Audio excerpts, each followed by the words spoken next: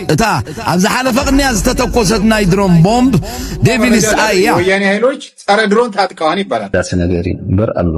አብ ታሪካዊ ናይ ዲፕሎማሲና ፖለቲካ ዓወታት ከም ሎሚ ተዓዊታ ይትፈልጥን ካለ መስኤርትራ ብዝታሐ ዜናታት ካብ ኢራን ዝተበገሰ መገሻ ናይ ጽዕነት ዓበይተ ነፈርቲ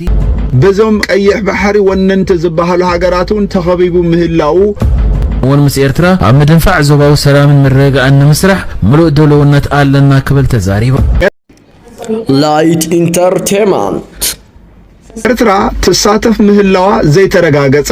ኣብ ልዕሊ ማያት ቀይሕ ባሕሪ ዝግበር ሓባራዊ ናይ ኩናት ልምምድ ጀሚሩ ይባሃላሉ የመን ጅቡቲ ሶማሊያ ግብጺ ሳዑዲ አረቢያ ድማ ይሳተፉ ኣለዋ ይባሃላሉ እዚ ኤርትራ ምህላዋ ዘይምህላዋን ዘይተነግረ እዚ ሓባራዊ ናይ ኩናት ልምምድ ንምሕሓስ ቀይሕ ባሕሪ ተባሂሉ ዝግበር ከም ዘሎ ድማ ይነገራሉ ወዲ በሻሻ ንኢማራት አሚኑ አፍ ቀይሕ ባሕሪ ተዘይወኒነ ዝብል ዝነበረ ፈኸርኡ ኣብ ልዕሊኡ እዚ ይግበር ምህላው ድማ ዘሰንብድ እስከነዛ ዜና እዚ አንስማያ ቀይ ባህር ላይ የጋራ የጦር ልምምድ መደረግ ጀምሯል በዚህ ልምምድ ደግሞ ግብጽ ጭምር እየተሳተፈች ትገኛለች ግብጽ እና ሳውዲ አረቢያን ጨምሮ አራት የቀይ ባህር አዋሳኝ ሀገራትን በማሳተፍ የጋራ የባህር ኃይል ወታደራዊ ልምምድ መጀመራቸውም ታውቋል በወታደራዊ ልምምዱ ላይ በመሳተፍ ላይ መሆናቸውን ከገለጹ ሀገራት መካከል ሱዳን ጅቡቲ የመንና ዮርዳኖስ ይገኙበታል የግብጽ መንግስት መረጃ አገልግሎት ኤርትራ በወታደራዊ ልምምዱ ላይ ስለመሳተፉ የገለጸው ነገር የለም ግብጽ ሳውዲ አረቢያ ጆርዳን ሱዳን የመንና ጅቡቲ እየተሳተፉ ይገኛሉ ሲል ግን አረጋግጧል ቀይ ሞገድ 8 የሚል ስያሜ የተሰጠው ይህ የባህር ኃይል ወታደራዊ ልምምድ ትናንት መጀመሩን የጠቆመው መረጃው ለተወሰኑ ቀናት የሚቀጥል ነው ብሎታል ልምምዱ የጋራ የሥራ ዕቅድ ማውጣት መደበኛ ያልሆኑ የባህር ላይ ስጋቶች ለመመከት የሚያስችሉ ማስመሰያ ልምምዶች እንደዚሁም በተሳታፊ ኃይሎች መካከል ያፈጻጸም ሂደቶችን ለማጣጣም ያለመም በክፍል ውስጥ የሚሰጥ ስልጠና የተካተተበት መሆኑንም ገልጿል እንባር ከም ሰማዕኩም ወይ ወዲ በሻሻ ኣብዚ እዋን እዚ በዞም ቀይሕ ባሕሪ ወነንተ ዝበሃሉ ሃገራቱን ተኸቢቡ ምህላው እዚ ቀይሕ ባሕሪ ወናኒ ክኸውን ከም ዘይደልዩ ኸዓ ምልክት ከም ዝኾነ ፖለቲካ ተንተንት ዝነብሩ ዘሎ ብዝኾነ ግብጺ ኣብ ታሪካዊ ናይ ዲፕሎማሲና ፖለቲካ ዓወታት ከም ሎሚ ተዓዊታ ይትፈልጥን ኣብ ሱዳን ኣላ ኣብ ሶማሊያ ኣላ ኣብ ኤርትራ ኣላ ኣብ ጅቡቲ ድማ ኣብ ዝሓለፈ መዓልታት ሙሉ ብሙሉ ስራሓ ንክትሰርሕ ማያት ቀይሕ ባሕሪ ኣብ ጅቡቲ ክትጥቀም ድማ ኣትያላ እዚ ማለት ኣብ ልዕሊቲ 100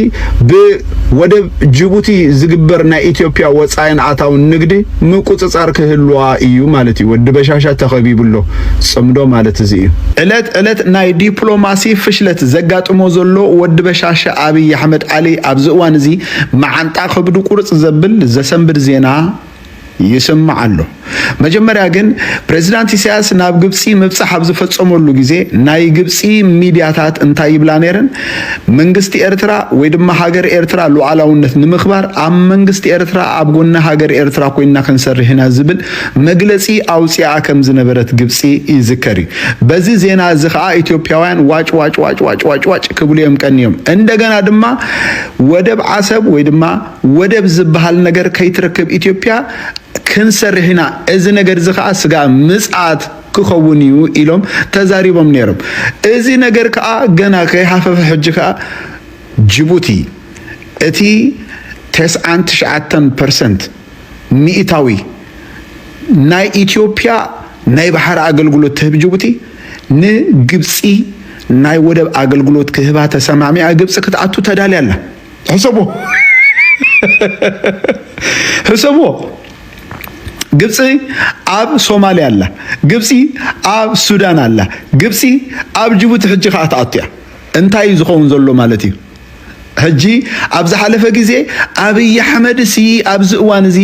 ኢትዮጵያ ኖንዶ ባሕር ክትውንን ባሕር ዘለዎ ሃገር ክገብራ ናይ ባሕር አገልግሎት ዝህብኣ ጎረባበት ሃገር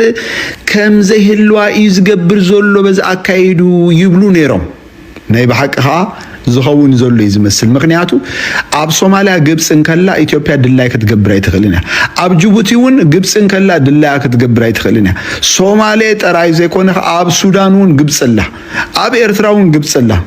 ግብፅን ኢትዮጵያ ከቢባታ ማለት ስለዚህ እዚ እንታይ ዝበሃል ናይ ዲፕሎማሲ ፍሽለት ፖለቲካ ዘይምፍላጥ እቲ ኩሉ አካይዱ በቃ ዕብዳን ከም ዝኾነ ኢትዮጵያ አኽሲሩ ወይ ነው በሐቂ ኢትዮጵያ ከም ዘይነበረትን አብይ አህመድ ሳላ መምጽኡ ግን ኢትዮጵያ ካበይ ከመይ ዘአመሰለ ደረጃ ናብ ከመይ ቁልቁል አፋት ድፋአላ እንሪኦ ዘለና ሐቂ ማለት እዩ ስለዚህ እዛ ጽምዶ እዚ ከመይ አትጽብቅ ዘላ ተጻሐፈ ወደ ሕብራት ሀገራት አንቶኒዮ ጉቴሬስ ሐድሽ ፍሎይ ለኹ ወደ ሕብራት ሀገራት ኣብ ቀርና አፍሪካ ኮይኑ ዝተሸመ ሚኒስተር ጉዋን ኮንግ ናብ ኤርትራ ቀዳማይ መብጻሕ ይገብር ምህላው ተገሊጹ እቲ ፍሎይ ለኹ ኣብ ኤርትራ ኣብ ዝገብሮ ዘሎ መብጻሕ ምስ ፕሬዝደንት ኢሳያስ ተራኺቦ ከም ዘተ ሚኒስተር ዜና ኤርትራ የማነ ገብረ መስቀል ገሊጹ ዘሎ ኮይኑ ኣብቲ ኣብ ቀርና አፍሪካ ዝረአ ዘሎ ምዕባለታት ዘተኮረ ሰፊሕ ዘተ ኢሳያስ ተራ ኮመ ድማ ታሪኽ ወደ ሕብራት ሀገራት ኣብ መፍታሕ ግጭታት ትዞባ ኣድማዒ ከም ዘይኮነን ሓድሽ ኣገባብ ከም ዘድልዮን ገሊጹ በዝመዳይ ፕሬዝደንት ኢሳያስ ጽኑዕ ናይ ተሓታትነት ኣገባባት ኩልንታዊ መሰረታዊ ቅርጽታት ዘይብሉ ሓይልታት ዓቃብ ሰላም ምውፋር ጥራይ ብሓቂ እቲ ዝደለ ውጽኢት ክርከብ ከም ዘይክእል ኣስሚሩሎ እቲ ጸገም ብመሰረቱ ካብቲ ሰፊኑ ዘሎ ጎድለት ዘለዎ ኣህጉራዊ ስርዓት ዝምንጩ ብምዃኑ ግን እቲ ወቀሳ ናብ ውድብ ሕብራት ሀገራት ክምዘን ኣይከኣልን ክብልውን ተዛሪቦ በተወሳኺ በሰንኪ ዘይምኽኑይ ግምታዊ ምትእታዋት ኣድማዕነተን ኣብ ሓደጋ ዝወደቐን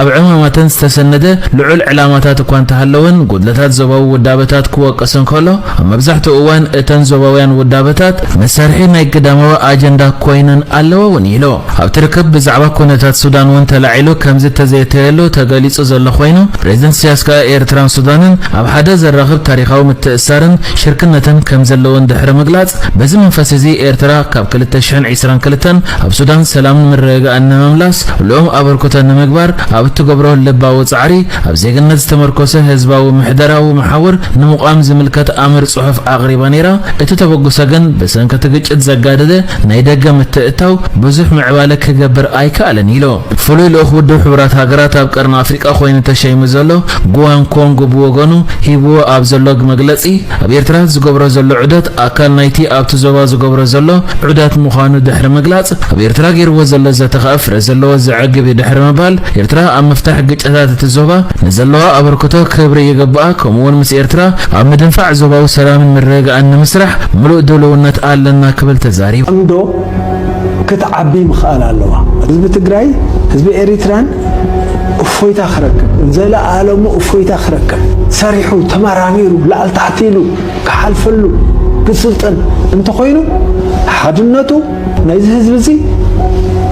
ወሳኒ እዩ እዚ ኣነ ክገብር ድማ ከምዛ ድሕሪ ክንደይ ዘመናት ሓውን ሓው ከምዚኣ ተሓዋቒፉ ክበቃዕ ዝኽኣለ ምስ ህዝቢ ኤርትራ ዘለና ርክብ ሕዚ እውን ከም መፍትሒ እዩ ክኸውን ኢለ ዝኣምን ናይ ኤርትራ ሰራዊት ግዛታዊ ሓድነቱ ንምርግጋጽ ዝገብሮ ተጋድሎ ናይ ኤርትራ ሰራዊት ግዛታዊ ሓድነቱ ንምርግጋጽ ዝገብሮ ተጋድሎ ብስነ ልቦና ብታሪኽ ብመንነት ፖለቲካዊ ታሪኽ ጥራሕ ክንፈላለ ንኽእል ኢና ምስቲ ናትና ተመሳሳሊ ስለ ዝኾነ ንኣብይ ኣሕመድ ሰራዊት ንምምካትስ ኣይጽገምን ምክንያቱ ሰራዊት ኤርትራ ተዘይሕገዞ ነይሩ ለኣብይ ኣሕመድ ንሕና ክሰሜን ሸዋ ኣይንተመለስና እዚ ሓደ ኤግዛምፕል እዩ ካብ ሰሜን ሸዋ ናትና ምምላስና ናይ ኣብይ ኣሕመድ ጥንካሬ ዘይኮነስ ናይ ሰራዊት ኤርትራ ጥንካሬ እዩ ዘርእየካ ሕጂ እንታይ እዩ እቲ ሰውራ ኤርትራ ናብ ዝለዓለ ደረጃ ኣበሪኽዎ ንብሎ ክብርታት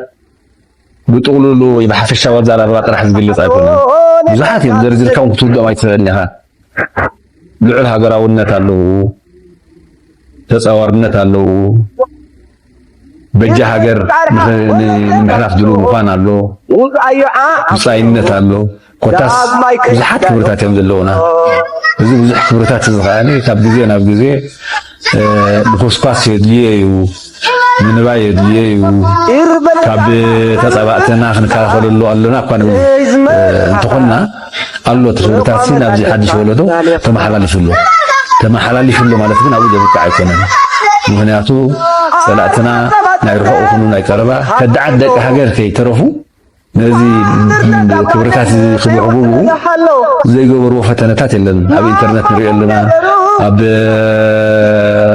ማዕከናት ዜናታት ንሪኦ ኣለና ወረባ በተና ተጻባእቲ ንሪኦ ኣለና እዚ ክብርታት እዚ ኣሎ ቦታው ክንብል ከለና ግን ደቂሽካ ተሓደረሉ ነገር ኣይኮነን ምክንያቱ መንእሰይ ኩሉ ግዜ ተጠላው ስለዝኾነ ለይቲ መዓልትን ክስክሶ ዘለና ክብርታት እዩ ማለት ንሕብወለና ክብርታት እዚ ኣሎ እንዲና ንብል ዘለና ግን ብቀጻሊ ከዓ ክንክስክሶም ክንዕብዮን ኣለና ኢና ምክንያቱ ብዙሓት በዚ ክብርታት ዝድቀሰኑ ብዙሓት ናይ ውሽጥን ናይ ደገን ተጻባእትታት ኣለውና እዞም ተጻባእትታት እዚኣቶም ከዓ ባይታ ክረኽቡ ስለዝውዕሎም ኣብቲ መንእሰይ ቀጻሊ ኮስኳስ ኣብ መንእሰያትና ቀጻሊ ቃልሲ ኣብ መንእሰያትና ቀጻሊ ንቕሓት ኣብ መንእሰያትና ቀጻሊ ስልጠና ኣብ መንእሰያትና ኣገዳሲ ነገር እዩ እምበር ኣሎ ድማ ካልእ ምስ ኤርትራ ብዝተሓዝ ዜናታት ካብ ኢራን ዝተበገሰ መገሻ ናይ ጽዕነት ዓበይቲ ነፈርቲ ናብ ማዕረፈ ነፈርቲ ባጽዕ ቀጺሎ ከም ዘሎን ብሶኒ 10 ሕዳር እውን ሓንቲ ናይ ካርጎ ናይ ቤላሩስ ነፋሪት ካብ ኢራን ተበጊሳ ባጽዕ ከም ዝዓለበትን ከም ዝተመለሰትን ተገሊጹ በተደጋጋሚ ናብ ማዕረፈ ነፈርቲ ባጽዕ ዝግበር ዘሎ መመላስ ናይ ካርጎ ነፈርቲ ብዝምልከት ዝተፈላለየ ትንታነታት ክወሃብ ጸንሐ ኮይኑ ዝበዝሕ ካብቲ ትንታነታት ድማ እዘን ነፈርቲ ካብ ኢራን ኣጽዋራት ሒዘን ያኣትዋ ከም ዘለዋ ይዝገለጽ እዘን ነፈርቲ መብዛሕትኡ ግዜ ዓበይትን ኣጽዋራት ኣብ መጋዓዝን ኣብ ጥቕሚ ዝውዕላ ኮይነን ምስቲ ኤርትራ ምስ ሰራዊት ሱዳን ዘለዋ መቀራብ ከምኡ ድማ ሰራዊት ሱዳን ካብ ኢራን ዝረኽቦ ዘሎ ኣጽዋራትን ኤርትራ ምስ ኢትዮጵያ ተፋጠትሉ ዘላ ኩነታትን ብዝተሓዝ ድማ እዘን ነፈርቲ ናብ ኤርትራ ኣጽዋራት ሒዘን ይመጻ ክህልዋ ከም ዝኽእላ ይዝገለጽ ዘሎ ከም ዝፍለጥ ኣብ ዝሓለፈ ቀረባ እዋን ኢራን ሚሳይላት ሰብ ኣልቦ ነፈርትን ካልእ ምዕቡል ኣጽዋራትን ነሰራዊት ሱዳን ከም ሸጠት ተገሊጹ ነይሩ በጃካ ዞን ካብተን ነፍሰ ቀትለታውያን ሰብ ኣልቦ ነፈርታ ከምኡ ድማ ምዕቡል ሚሳይላታ ነሸመን ዘይተገልጸ ኣፍሪቃውያን ሃገራት ከም ሸጠት እውን ተሓቢሩ ነይሩ ኤርትራ ከተፈራርሕ ምፍጣን ከም ናይ ሳንጹ ባህላ ጸላኢኻ ዘይምፍላጥ ፍርቂ ስዕረት ይኾነካሎ ኣብዚ ጥንቃቐ ሓተካ ጉዳይ ኤርትራን ጸረ ድሮናታን ሚሳይላታን ክትፈልጥ እንተደሊኻ ዝሓለፈ ዓመታት ኣብ ራስ ዱሜራ እንዳህላክን ናይ እስራኤል ማዓስከራት ኣሎ ብምባል ክለ ኣየር ሰማያት ኤርትራ ዝሓለፋ ድሮናት ኣበይ ተሰትየን ወሰን ኢልካ ምሕታት ከድልየካ እዩ ኣብ ዓለም ዝረቐቐ ጸረ ድሮንን መናሃርያን ኣበይ ኣሎ ኢልካ መርበብ መጽናዕቲ ምዝርጋሕ ከድልየካ እዩ እውን ጽሉል ስለዝኾንኩ ባዕለይ ዝተንተንኩዎ እዩ ሕጂ መሬት ክትዛረብ ምጀመረት ንኣሰፋ አብርሃ ዝበሃል ሁታት ያሰዲድካ ኣብ መንጎ ኤርትራን ኢትዮጵያን ኩናት የለን ዝብል ሓድሽ መቀልበስ አንፈት ምፍናው ንኦላ ንምድኻምን ንኸብዲ ማሕበረሰብ ኦሮሞ መብልዒት እንተኾነት ንኦሮሞ ኢና ንሰርሕ ዝብል ዜና ምፍናውን ኣይኺደካኒ ኢትዮጵያን ዝቅ አድርገን ኦሮሞን ከፍ የሚያድርግ ዲስኮርስ ተጠቅመናል we deconstructed Ethiopia we want to reconstruct Oromo ኢትዮጵያ ትሒትና ኦሮሞ خبዘብል ሜላ ተጠቂምና ኢና ንኢትዮጵያ ፍሪስና ኦሮሞ ሃኒጽና ማለት ተሰዶም ዘለኻ ሽማግለታት ኮፊልና ንዘራረብ ዝብልዮም ኣብዚ ዓቢ ጌጋሎ ዝርብ ብዛዕባ ወደብ ምስናይ ወደብ ዝምልኮቶም አካላት እንበር መንግስቲ ኤርትራ ንላዕላው ባሕርም ዘይምልኮቶና ኢትዮጵያ ቀዳይ ሚኒስተር ኮፍ ዝብለልካ ይመስለንን ሚኒስተር ዑስማን አብ ዩናይትድ ኔሽንስ ጉዳይካ ዘይልዓለሉ ምኽንያት እቲ ዝዓበየ ጽፍዒት እዩ አቅልቦሉ ኢኻ ኤርትራ ኣብ ማዕድና ይሁቱ ጠለብ ተዕደማ ይኮነትን እዩ እትመልእኽቲ እታ ኣብዚ ሓለፈ ቅንያ ዝተተኮሰት ናይ ድሮን ቦምብ ዴቪልስ አያ ወያኔ ኃይሎች ጸረ ድሮን ታጥቀዋን ይባላል እነሱ ያረጋግጡት ጸረ ድሮን የታጠቁት ከየትም አግኝተውት አይደለም ወይ መንግስታት ድጋፍ ሊያደርጉላቸው ይችላሉ ወይም ደግሞ የራሳቸው ዲያስፖራ ተሰባስበው ገዝተው ሊሆን ይችላል ማለት አያ ናይ ጋኔን አይን ማለት እዩ ንምንታይ ተጠቀም እንተልኩም መነመኔን መጻምት ትግራይ ድሮን ምስተቆሰት እንታይ ግብረ መልስ ይርዩ ኤርትራ እንታይ ትብል ዓለም እንታይ ትብል ህዝብ ትግራይ እንታይ ይብል ህዝብ ዓፋር እንታይ ይብል ሕወሓት እንታይ መግለጽ ይውጽእ ንዝብል ዘስጎም ሕቶታት ክርዩላ ዝተቆስዋ ዴቪልስ አይ ስለዚ ህዝብ ትግራይን ዓፈርን ህዝብ ነቕሓትን ህድኣትን ምክትታል ዘድልዮ ተጓይኻ ናብ ምስንጣቕን ሓድሕድ ምውንጃልን ክእቶ ኣይግባእ ላይት ኢንተርቴይንመንት